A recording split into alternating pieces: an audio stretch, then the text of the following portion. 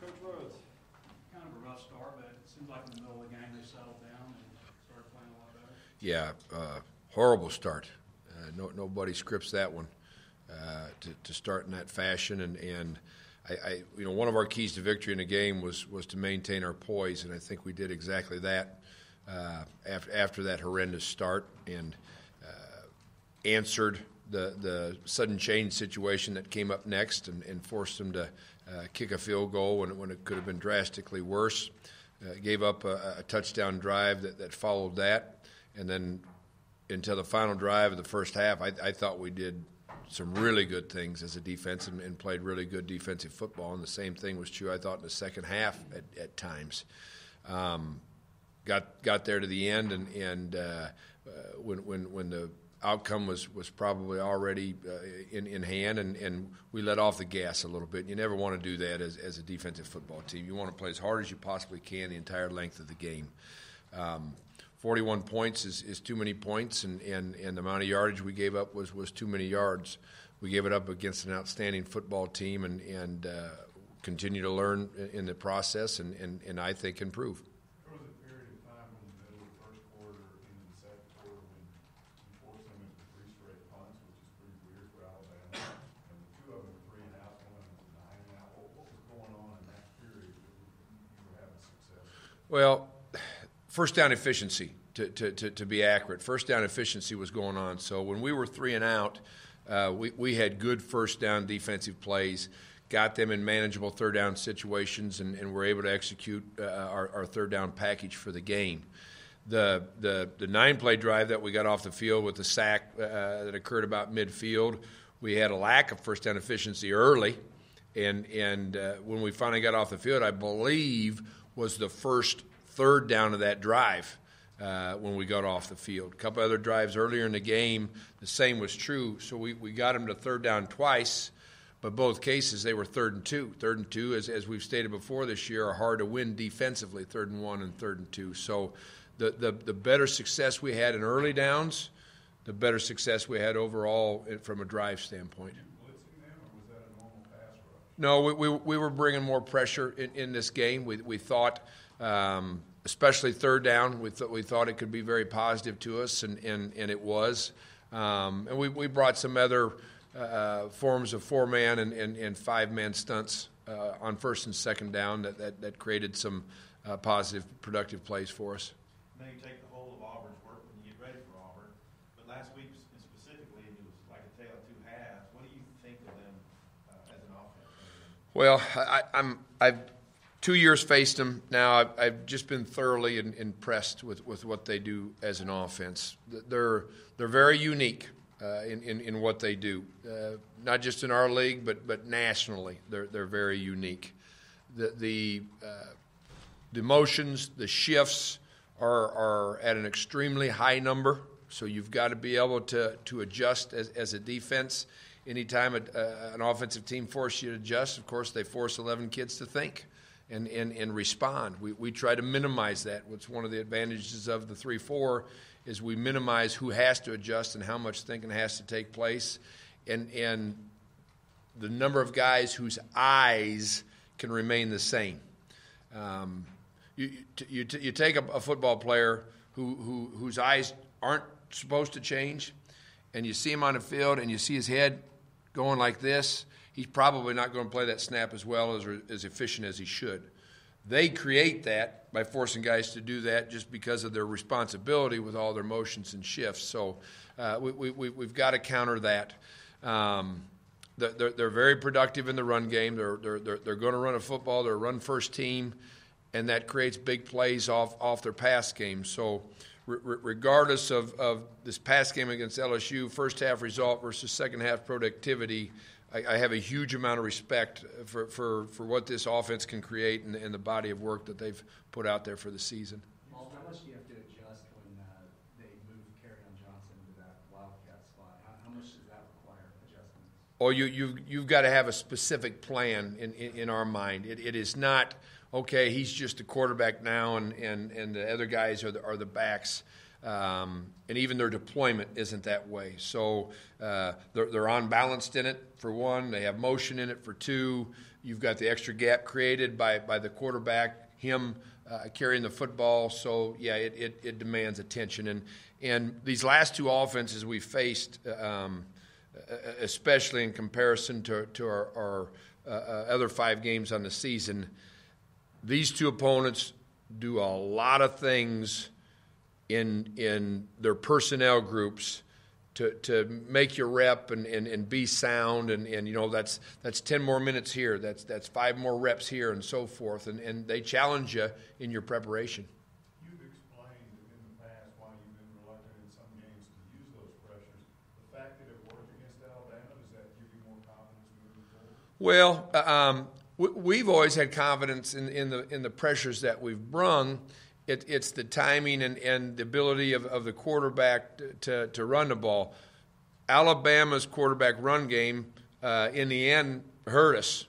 It was part of it was a different run game that we'd seen on film, but it wasn't the zone read and keep based on your lack of discipline type of run game, and so that's. Certain pressures good for that. Certain pressures are used in other situations, and that's why it was a little bit more prevalent in this Alabama game. Well, what do you think of Kerryon Johnson overall season? Scored a bunch of touchdowns. Yeah, and you know, part of that is design of the offense down by the goal line in the red zone with how they're trying to score those touchdowns. He's big, he's fast, he's elusive, he doesn't go down easy. We think he's a tremendous back, and overall, from a stable of backs, we just face as good a group of them as we'll see all year. But he could step into that offense and play for Alabama. He's a very good football player. So your background, seeing this kind of, do you think of this as single wing? I mean, is there any background all the way to high school? There's components of it because of all the misdirection that have, you know, could be a relative of that, but the discipline that it creates that you must have and display as 11 individuals, you know, yes, also relates to single wing type of offenses. All your time in Auburn, I guess, was a tumultuous one, I guess, with Tony Franklin being fired mid-season and Played Arkansas that week. Yeah, played Arkansas that week. What do you remember about your short time there? Oh, we loved our time on the Plains. Great people. You know, absolutely football crazy when it comes to the fanaticism that follows that program, and it was at the end of Tommy's reign, and Tommy had a great run, and yeah, it was a sad way to see him go out because he's such a good person, such a good football coach, and disappointing to be there for the tail end of it and what all happened. Garrett stood up, you know, he obviously had some big games in Baylor, now he's at Auburn. How do you see him progress from the start of the year to where he is now? Well, I think completely different offense from what he was in to what he's in now. I think because of that, you see a level of confidence and familiarity with what's being done, and a higher level of execution as the season has taken place. You know, he's a gifted thrower as well as a person that can execute what's asked of him in the run game.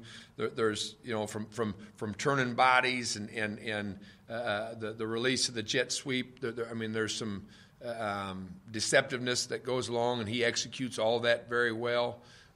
He stands up in pressure. He steps up in pressure, and does a good job of creating an offense with his arm. Because of that, he's a tough guy. He's a competitor, and a proven winner in both stops. Bijan said after the game he did a real good job of settling everybody down, keeping them level-headed after Alabama scored on that first play.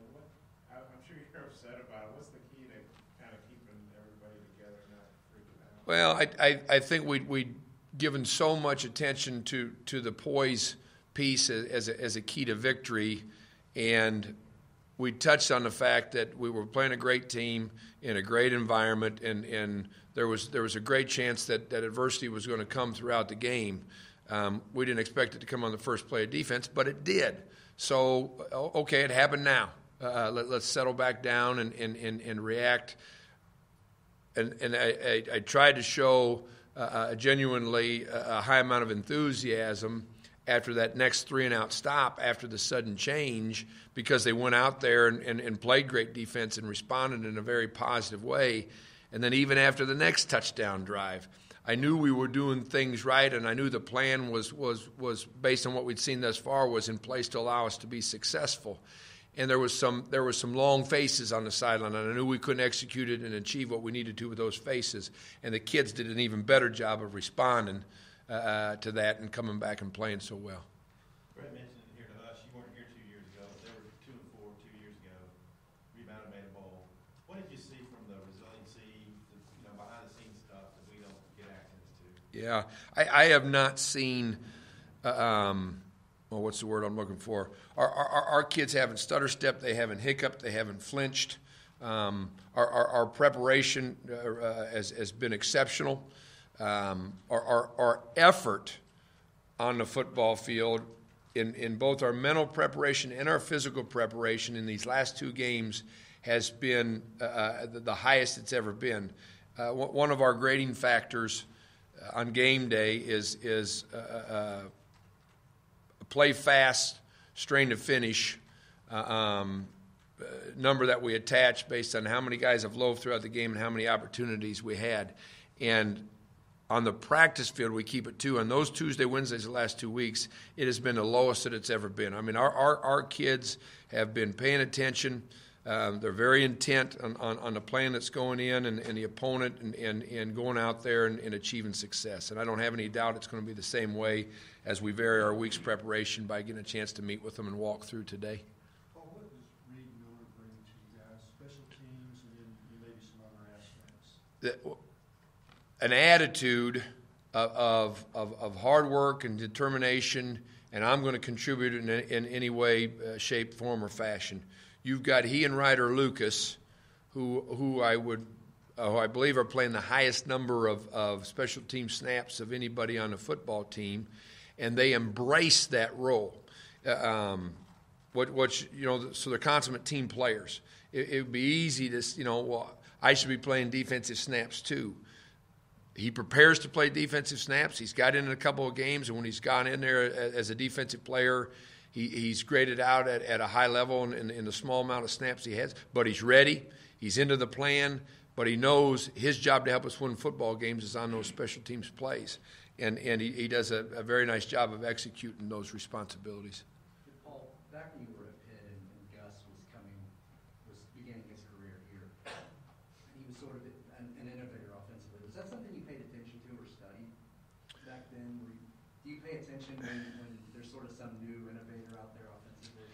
If you're seeing it more so, if you're not never played him and without seeing it, probably more studies is the innovation defensively, what's being done to stop the things you're facing. So it wasn't anything I paid attention to back then because I wasn't facing it. Couple more. Kevin Richardson got knocked down twice. And I think he was a blindside block on him. How's he doing? And just what did you think of his grit in that game, I guess? He played his tail off. I might have used another word yesterday and described it to the staff, but played extremely hard. Was a productive football player, and because he's not the most, his physical stature isn't, he's not a linebacker. He's a nickel back, and who's probably a little bit undersized when it comes to that. And he throws his body around, and he gets his body thrown around, and he makes plays. The interception play he made was a big-time football play. I mean, that was a great play. But he's making plays on the other side of the center, too, after doing his job. So I thought Kevin played his best football game of the season, and that's only 6.5 games that he's had an opportunity to play since I've been there. And so I'm very happy for him, and sore, but ready to go. That was the first pick. Hurts thrown about 200-something passes. What made it a great play by? Because it was an unpickable ball. The route was in the flat, and his job was to reroute a vertical route and then try to push that route as flat as he can so the amount of yards gained is minimized, and he shouldn't have been in an angle to be able to intercept that ball, arguably a little bit underthrown, and his effort and angle getting back, and then, of course, laying out horizontal to the ground to make a great catch, turn the body so the ball doesn't hit the ground. He plays with that kind of effort on the practice field. So when a play like that, the opportunity comes, he's prepared to make it. It's not a surprise to him. Okay, thanks everybody. Thanks, Coach. You bet. Your